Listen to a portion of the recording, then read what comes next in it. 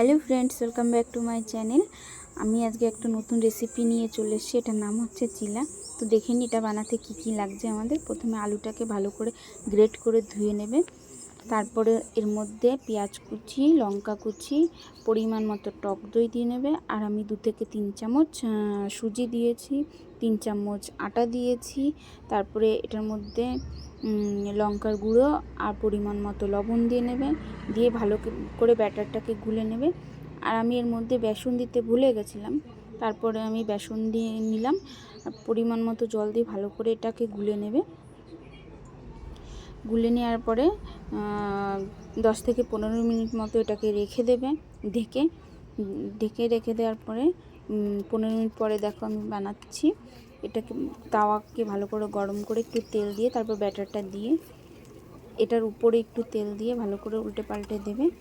একটু ক্রিস্পি টাইপের হবে, খেতে খুব ভালো লাগে, বাচ্চাদেরও খুব ভালো লাগবে। তোমাদের যদি রেসিপিটা ভালো লেগে থাকে লাইক